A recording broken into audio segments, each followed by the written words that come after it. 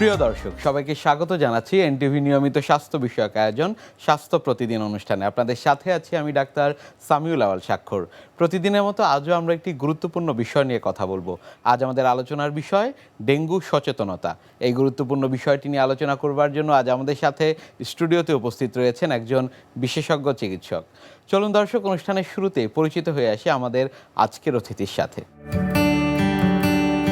Doctor A K M. Aminul হক 1956 সালের জানুয়ারি মাসে ময়মনসিংহ জেলায় জন্মগ্রহণ করেন। তিনি 1981 সালে ময়মনসিংহ মেডিকেল কলেজ থেকে MBBS ডিগ্রি অর্জন করেন।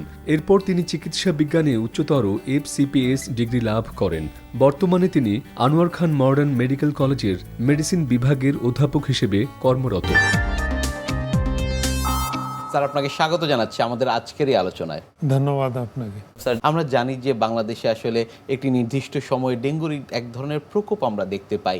ডেঙ্গু নিয়ে কি মানুষ আগের চেয়ে বেশি সচেতন হয়েছে কিনা? ঘন ঘন বৃষ্টি হচ্ছে, এই বৃষ্টির সময়ই আপনার এই মশাগুলি বিস্তার লাভ করে এবং এই মশার কামড়েই তো আমাদের ডেঙ্গু হয়। এবং দেখা যায় হাম উপসর্গ পুরোপুরি কন্ট্রোল না হওয়া অবস্থায় ডেঙ্গু কিন্তু ঢুকে গেছে, দু একজন করে মারাও কিন্তু যাচ্ছে। এখন তো বৃষ্টির কারণে এখন আরো বেশি করে এটা দেখা যাবে, এই জন্য ডেঙ্গুর ব্যাপারে সচেতন হতে হবে। এই যে মানুষজন অনেক দিন ধরেই তো ডেঙ্গু নিয়ে অনেক কথাবার্তা চলছে, তারপরেও আসলে এই ডেঙ্গু নিয়ে সচেতনতার জায়গাটি মানুষের মধ্যে তৈরি হয়েছে কিনা, সেটি শহরাঞ্চল এবং গ্রামাঞ্চল। ডেঙ্গু সচেতনতা একজনদের হয় নাই তা না, যেহেতু তারা বেশ কিছু, আমাদের দেশে তো 2001-এর দিকে প্রথম ডেঙ্গু আসছে, তো অনেক 20-25 বছর তো হয়ে গেছে। প্রত্যেক বছরই কিছু কিছু লোক ডেঙ্গুতে আক্রান্ত হচ্ছে, ভালো হচ্ছে। কাজেই তাদের সচেতনতা তো আছেই, কিন্তু এটা অনেক সময় ম্যাসিভ আকারে থাকে না। আর মানুষ যখন ডেঙ্গুর সিজনটা চলে যায় তখন আবার ভুলে যায়, এটা হলো একটা কথা। এই জন্য প্রতিবারই তাদেরকে হ্যামারিং করতে হবে, মনে করাই দিতে হবে, তাহলে তাদের সচেতনতাটা বাড়বে। এই জন্য আমাদের সরকারি বেসরকারিভাবে উদ্যোগ নিতে হবে। মিডিয়া আছে, তারপরে ডাক্তার যারা তারা আছেন, এবং যারা এটার কন্ট্রোলের সাথে হাসপাতাল, স্বাস্থ্য মন্ত্রণালয়, সিটি কর্পোরেশন, উপজেলা হেলথ কমপ্লেক্স যারা জড়িত আছে, তাদেরও এটাতে ভূমিকা রাখতে হবে। তবে যারা এটাতে এফেক্টেড না, এরকম মাস পিপুল কিন্তু এই ব্যাপারে অতটা সচেতন না। এই জন্যই আমাদের বারবার এটাকে মনে করাই দিতে হবে লোকজনকে, যে ডেঙ্গু এটা ইনফেকশাস ডিজিজ, এটা প্রতি বছর বর্ষাকালে আমাদের দেশে আসে। বর্ষার আগেই প্রিপারেশন নিতে হবে যাতে এই ডেঙ্গুটা আমাদের দেশে কম হয়। প্রতি বছরই কিন্তু কিছু ভিন্নতা যোগ হয়ে থাকে। সেই বিষয়গুলো কি বিগত 4-5 বছর ধরে আপনারা দেখছেন? সাধারণত আসলে এই যে লক্ষণ এবং আমি যদি একটু আপনার বলি সাইন সিমটমস যে বিষয়গুলো থাকে, সেখানে কি ভিন্নতা আপনারা লক্ষ্য করে থাকেন? সেখানে তো ভিন্নতা হবে, কারণ একটা হলো ক্লাসিক্যাল ডেঙ্গু, এটি হলো সবার একই রকম সিমটম থাকবে। তার হঠাৎ করে জ্বর আসবে, জ্বরের সাথে শরীর ব্যথা থাকবে, মাথা ব্যথা থাকবে, এবং অনেকের কোমরে ব্যথা থাকে। কোমরে সবচেয়ে ব্যথা বেশি থাকে, এই জন্য ওদেরকে ব্রেকবোন ফিভার বলে, হাড়ভাঙ্গা ডিজিজ। তো এই সিমটমগুলি তো সবারই থাকে, কিন্তু ডেঙ্গুর কিন্তু ভ্যারাইটিস আছে। এটা পার্টিকেল বলে ডেন 1, 2, 3, 4। আর হলো প্রথমবার যদি ডেঙ্গু হয় তাহলে বেশিরভাগ ক্ষেত্রে ক্লাসিক্যাল ডেঙ্গু হয়, ভালো হয়ে যায়। ওর যখন সেকেন্ড টাইম হয়, থার্ড টাইম হয়, ফোর্থ টাইম হয়, তখন কিন্তু প্রতিবারেই তার সিমটম বাড়তে থাকে, সিভিয়ারিটি বাড়তে থাকে। তাহলে যার প্রথম ডেঙ্গু হলো আর যার সেকেন্ড টাইম থার্ড টাইম হলো, তার তো এক হবে না, তো সিমটম ভেরি করবে।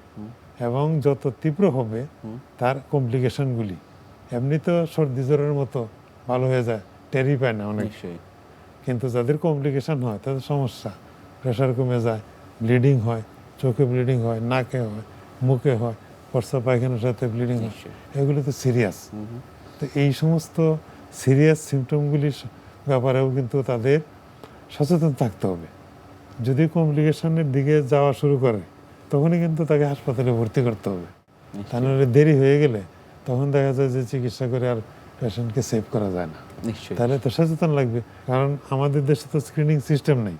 আমাদের দেশে হাসপাতালে কিংবা ডাক্তারের কাছে রুগীকে নিয়ে আসে রুগী নিজে অথবা রুগীর লোকজন, তাহলে ওদেরই তো সচেতন থাকতে হবে। তা নাহলে তো আপনি সময় মতো ডাক্তারের কাছে রুগীটা আসতেছে না, এবং সে ক্ষতির সম্মুখীন হইতেছে। আমরা অনেকের ক্ষেত্রে দেখি যে ডেঙ্গু হয়েছে, তিনি আসলে সেটি অনুধাবন করতে পারেননি, অথবা অনুধাবন করলেও সেটি খুবই কম অনুধাবন করেছেন।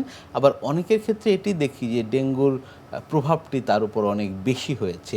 এই যে ডেঙ্গুর প্রভাবের তারতম্য, সেটি আসলে রোগীর থেকে রোগীতে ভিন্নতা হচ্ছে, কেন হচ্ছে এমন? না, ভিন্নতা হচ্ছে হলো যে হোস্ট রেজিস্ট্যান্স, এটা একটা ব্যাপার। মানে একজন সুস্থ লোককে যদি ডেঙ্গু আক্রমণ করে, তাকে কিন্তু সহজে কাবু করতে পারবে না। এটা একটা লোক এমনি ডিবিলিটেড আছে, অসুস্থ আছে, ক্রনিক ডিজিজ আছে, ডায়াবেটিস আছে, হাইপারটেনশন আছে, বয়স্ক বেশি, তার যদি ডেঙ্গু হয় তাহলে তো তাকে সহজে কাবু করবে। এটা একটা ফ্যাক্টর, তার বয়স কিংবা স্বাস্থ্য, এটা একটা ফ্যাক্টর। নিশ্চয়ই। আর হোস্ট ইমিউনিটি যেটা, মানে রোগ প্রতিরোধ ক্ষমতা, এটাও কিন্তু সবার একরকম থাকে না। তা এটার ভেরিয়েশনের কারণেও তার তীব্রতার ভেরিয়েশন হবে। আরেকটা তো আমি আগেই বললাম, যদি সেকেন্ড টাইম থার্ড টাইম হয় তখনও কিন্তু তার তীব্রতা বেশি থাকে। তো এটা রুগী প্রথম দিকে বুঝে না কেন, প্রথম দিকে এটা তো সর্দি জ্বরের মতো মনে করে। যখন তার কমপ্লিকেশনে যায়, যে শরীর দুর্বল, সে পড়ে গেছে, অজ্ঞান হয়ে গেছে, চোখে রক্ত, নাকে রক্ত, তখন সে মনে করে যে আমি তো খারাপের দিকে যাচ্ছি। ওই সময় সে হাসপাতালে কিংবা ডাক্তারের কাছে আসে। আগেই যদি সে আসতো তাহলে কিন্তু তার চিকিৎসাটা সহজ। যখন দেরিতে আসে, মনে করেন প্রেশার কমে গেছে, তাকে তো ফ্লুইড দিয়ে প্রেশার বাড়াইতে হবে, রক্ত চলে যাচ্ছে, রক্ত বন্ধ করতে হবে, প্লেটলেট কমে গেছে, প্লেটলেট দিতে হবে। মানে এই ধরনের কমপ্লিকেশনগুলি যখন দেখা দিতে থাকে, তখন রোগীরা ভয় পেয়ে তখন ডাক্তারের কাছে আসে।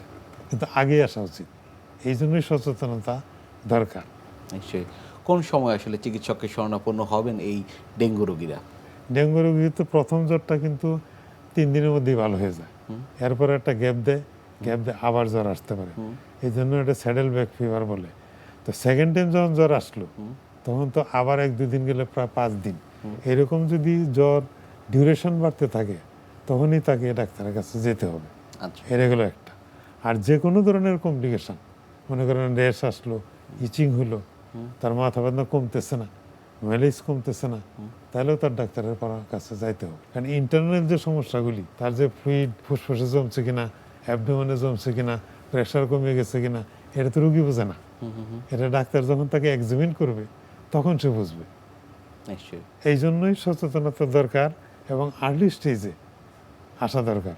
রোগীদের এই 5-6 দিন যদি পার হয়ে যায়, তখনই কমপ্লিকেশন থাকলেও না থাকলেও তার রোগীর পরামর্শ নিয়ে চিকিৎসা যাওয়া উচিত।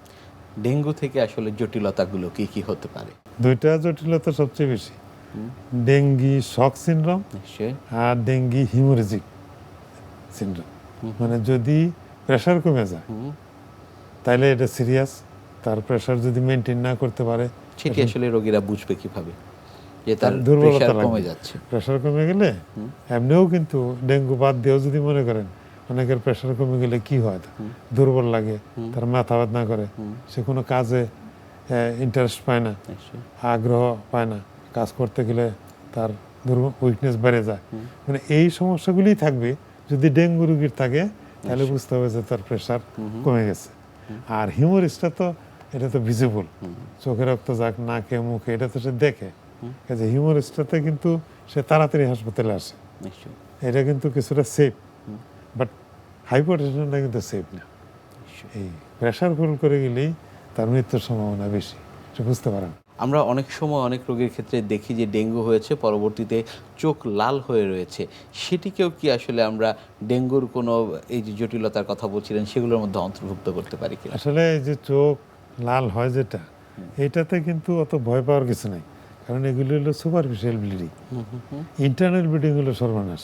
নিশ্চয়ই। তার যদি জিআই ট্র্যাক্টের ভিতরে, পেটের ভিতরে ব্লিডিং হইতেছে, ফুসফুসের ভিতরে ব্লিডিং হইতেছে, ব্রেনের ভিতরে ব্লিডিং হচ্ছে, এইগুলি ডেঞ্জার। এইগুলিকে আমরা বলি ইন্টারনাল ব্লিডিং, বাহির থেকে রোগী বোঝে না।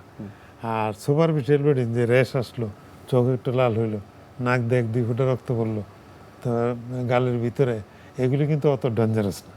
এগুলিতে তা রিকভারি তাড়াতাড়ি হবে, আর চিকিৎসা ছাড়াও রিকভারি হইতে পারে।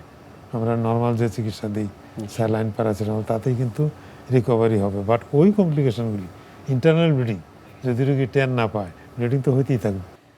ডেঙ্গুর যে প্রকোপ সেটি থেকে উত্তরণে কি কি চিকিৎসা পদ্ধতি গ্রহণ করা যেতে পারে? ডেঙ্গি ফিভারের চিকিৎসা কিন্তু প্রাথমিক অবস্থা এত কঠিন না। আর এটা ভাইরাসের এগেনস্টে কোনো স্পেসিফিক অ্যান্টিভাইরাল এজেন্টও নাই। নিশ্চয়ই। তাহলে আমাদের চিকিৎসাটা হইতে হবে উপসর্গ ভিত্তিক। জ্বরের জন্য আমরা অ্যাসিটামিনোফেন অথবা প্যারাসিটামল দেই। আর যদি দেখি যে তার খাওয়া দাওয়া কম, ডিহাইড্রেশন সম্ভাবনা থাকে, তখন আমরা স্যালাইন দিই। যদি এরপরে যদি দেখা যায় যে তার বমি হচ্ছে, তাহলে আমরা অ্যান্টিএমিটিক দিই। আচ্ছা। এই চিকিৎসাগুলিতেই কিন্তু সে অনেকটা সুস্থ হয়ে যায়। কিন্তু যখন কমপ্লিকেশন অ্যারাইজ করে, এটা কিন্তু রক্তনালীর ইনফেকশন হয় অনেক সময় লাংসে, অ্যাসাইটিস হয় অনেক সময় অ্যাবডোমেনে, তাহলে এই যে রক্তের নালীর ভিতর থেকে জলীয় অংশটা বের হয়ে যায়, তাতে করে তার শরীরের প্রেশার কমতে থাকে। তো এটা আমরা তো প্রেশার 2 ঘন্টা পর পর মাপি, যদি হাসপাতালে ভর্তি থাকে পালস দেখি, তার পালস রেটটা বেড়ে যাবে। এরকম থাকলে তখন আমরা মেজার করে ফ্লুইড দিই। ফ্লুইড দিয়ে তাকে মেনটেন করতে পারলে আস্তে আস্তে যেগুলি এখন অ্যাবজর্ব হয়ে যাবে, তখন সে সুস্থ হয়ে যাবে। আর আরেকটা সমস্যা হলো যে প্লেটলেট কমে। প্লেটলেট বলা আছে যে 10,000 পর্যন্ত ওয়েট করা যায়, কিন্তু আমাদের দেশে ওয়েট করা যায় না, কারণ রুগীদের আত্মীয় স্বজনের চাপ যে প্লেটলেট কমে যেতেছে, কি জানি আত্মীয়স্বজনরা আতঙ্কিত একটা বেশি সোশ্যাল হয়ে থাকে। প্রেশার থাকে। নিশ্চয়ই। সেই জন্য অনেক সময় মানে মেজার নিতে হয়। আদারওয়াইজ প্লেটলেট 10,000 পর্যন্ত ওয়েট করা যায়, এরপরে আবার এটা ঘুরে আসে। তবে যদি আমরা মেজার নিই, 2 রকম মেজার নিতে পারি। একটা হলো প্লেটলেট রিপ্লেসমেন্ট করা, আবার অনেক সময় অনেক জায়গায় প্লেটলেট সেপারেট করার মতো ব্যবস্থা নেই। সেই ক্ষেত্রে আমরা হোল ব্লাড দিয়ে প্লেটলেটটাকে বাড়াইতে পারি। আরেকটা হলো যে কমপ্লিকেশন যদি এই যেরকম হিমোরেজ এবং হাইপারটেনশন, এইগুলি যদি হসপিটালে আমরা প্রপারলি টাইমলি ম্যানেজ করতে পারি, তাহলে মৃত্যুর সংখ্যা আমরা কমায় আনতে পারবো।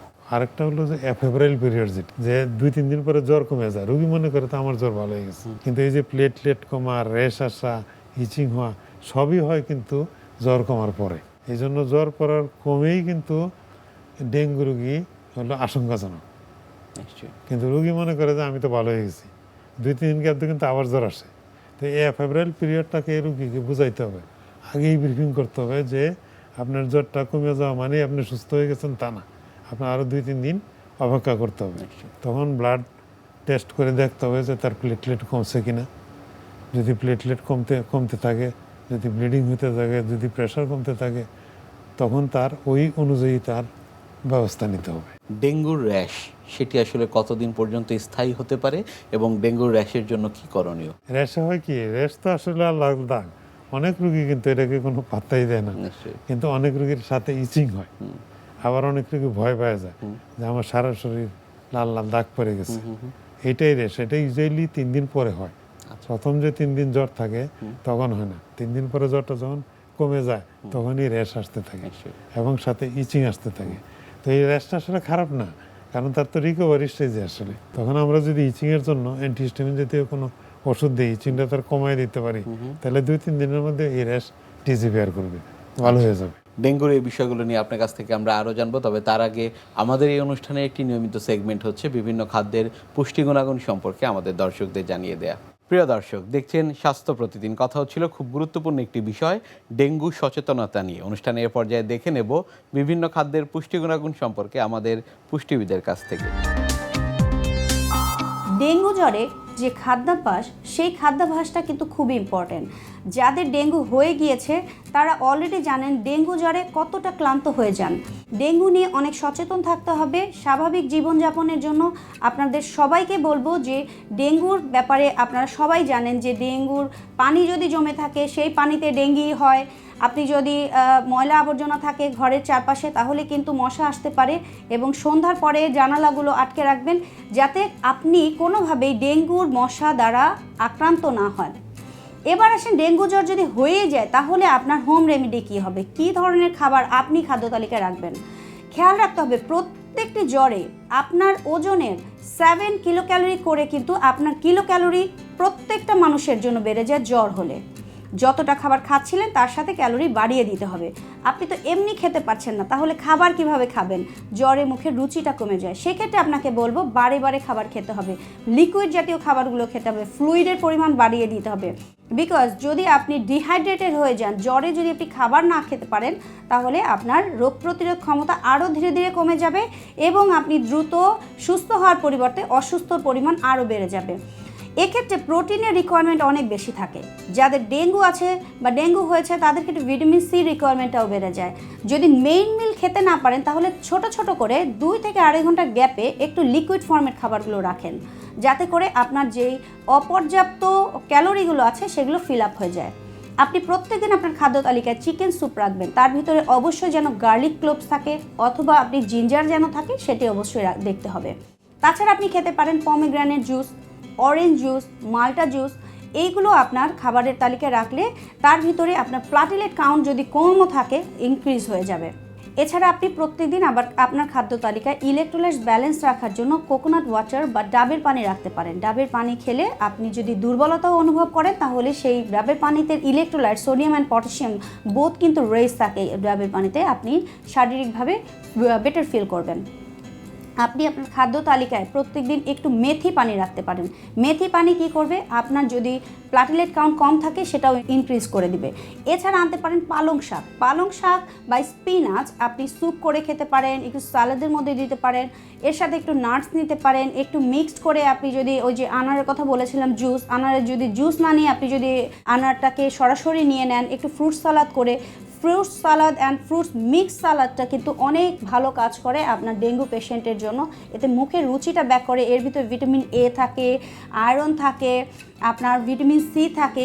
সবশেষে খাবারের মধ্যে আপনি অবশ্যই লেবু এবং আমলকিটা যোগ করবেন, কেননা ভিটামিন সি যদি আপনার কম থাকে তাহলে রোগ প্রতিরোধ ক্ষমতা তো কমে যাবেই, প্লাটিলেট কাউন্টও বাড়ার সুযোগ কম থাকে।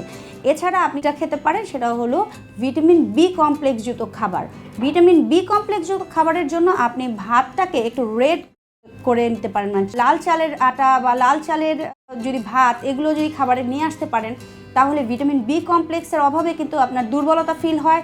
দুর্বলতা ভিটামিন বি কমপ্লেক্স দূর করে দিবে। ডেঙ্গু পেশেন্টের জন্য এটি খুব ভালো কাজ করবে আশা করা যায়। যদি সব মিলিয়ে আপনি আপনার পেটের যদি কোনো রকম কমপ্লিকেশন না থাকে, যদি দুধ হজম করতে পারেন তাহলে খাবারের তালিকায় একটু দুধ রাখেন, কেননা দুধ আপনি সুষম ফুডের ভিতরে একটি সবচেয়ে আদর্শ খাবার আমরা বলে থাকি। দুধের ভিতরে একটু টার্মারিক যদি ইনক্লুড করে রাখেন, হলুদ, তাহলে আপনার দুর্বলতার সাথে সাথে আপনার প্লাটিলেট কাউন্টটাও বেড়ে যাবে এবং আপনি সুস্থ অনুভব করবেন আশা করি। ডেঙ্গু পরিস্থিতি সামাল দেবার জন্য কি কি প্রতিরোধমূলক ব্যবস্থা আগে থেকেই নেওয়া যেতে পারে? ডেঙ্গি কিন্তু প্রতিরোধ করতে গেলে মশার কামড়কে অ্যাভয়েড করতে হবে, মশা যাতে না কামড় দেয়। তাহলে একটা হলো পার্সন, আমি যেরকম হাফ শার্ট পরলাম, ফুল শার্ট পরতে হবে, তাহলে এই অঙ্গটা সেফ থাকবে, নিশ্চয়ই। স্লিপ। আরেকটা হলো যে যদি এক্সপোজড এরিয়া থাকে, বাচ্চারা অনেক সময় করতে পারে না, কাপড় চোপড় রাখা একটু কঠিন হয়ে যায়, তাদেরকে ইনসেক্ট রিপিলিয়েন্ট যে অয়েনমেন্ট এগুলি লাগাইতে হবে এক্সপোজড এরিয়াতে। এগুলো পার্সোনাল প্রোটেকশন। এরপর হলো মশারি টানাইতে হবে। আমাদের দেশের অনেক মানুষের মশারি টানায় ঘুমানো অভ্যাস নেই, বলে স্যার মশা নেই। মশা তো একটা কামড় দিলেই ডেঙ্গু হইতে পারে, ইনফেক্টেড মসকিটো, অত মশা কামড়ের তো দরকার নেই। এই জন্য হ্যাবিট করতে হবে মশারি টানায় ঘুমানোর জন্য, তাহলে সেফ থাকলো। আরেকটা হলো যে ডন এবং ডাস্ক, সন্ধ্যা এবং সকালে এই মশাগুলি কামড় দেয় বেশি। তো এই দুইটা সময়ে একটু সচেতন থাকতে হবে যাতে মশা কামড় না দেয়। আর ঘরের ভিতরে মনে করেন এসির পানি, বালতির পানি, কাপে পানি, অনেকের বারিন্দাতে টপ থাকে, ফুলের টপ, ওইখানে পানি দিয়ে নিচে পানি জমা, এই পানিগুলি ডেইলি পরিষ্কার করতে হবে। তাহলে আর এখানে মশার জন্ম নেবে না, বিস্তার লাভ করবে না। তারপরে যদি বাসা আপনি চিন্তা করেন, বাউন্ডারির ভিতরে অনেক সময় জুতা পরে থাকে, খোলস পরে থাকে, ডাবের খোসা, একটা পট, ওইগুলির মধ্যে বৃষ্টির পানি ছাদের উপরে থাকে, এগুলি নিজস্ব তত্ত্বাবধানে পরিষ্কার করতে হবে। বাসার বাইরে হলো সিটি কর্পোরেশন, ড্রেন, ঝোপঝাড়, এগুলিতে সিটি কর্পোরেশনের ওষুধ ছিটাইতে হবে। আর জলা ডুবা ওইখানে লার্ভা থাকে, ওইগুলিতে সিটি কর্পোরেশনের ওষুধ ছিটাইয়া বন্ধ করতে হবে। তো এরকম যদি কয়েকটা 4টা স্টেজ, পার্সন, তারপরে বাসা, তারপরে বাসার আঙ্গিনা, এরপরে সিটি কর্পোরেশন, এই সবাই মিলে যদি আমরা একত্রিতভাবে চেষ্টা করি তাহলে এটা প্রতিরোধ করা সম্ভব, অথবা মিনিমাম এতে রাখা সম্ভব। এককভাবে কিন্তু সম্ভব না। সরকার এবং জনগণ সাইমিলটেনিয়াসলি যদি চেষ্টা করে এটাকে নিয়ন্ত্রণে রাখতে পারবে। অনেক ধন্যবাদ আপনাকে আমাদের আজকের এই অনুষ্ঠানে আসার জন্য। আপনাকেও ধন্যবাদ। প্রিয় দর্শক, এতক্ষণ দেখছিলেন স্বাস্থ্য প্রতিদিন। কথা হচ্ছিল খুব গুরুত্বপূর্ণ একটি বিষয়, ডেঙ্গু সচেতনতা নিয়ে। আশা করি আমাদের এই গুরুত্বপূর্ণ তথ্যগুলো আপনাদের অনেক বেশি উপকারে আসবে। অনুষ্ঠানের পর্যায়ে দেখে নেব কি থাকছে আগামী পর্বে স্বাস্থ্য প্রতিদিন অনুষ্ঠানে। প্লাস্টিক সার্জারিটা হলো পুনর্গঠন।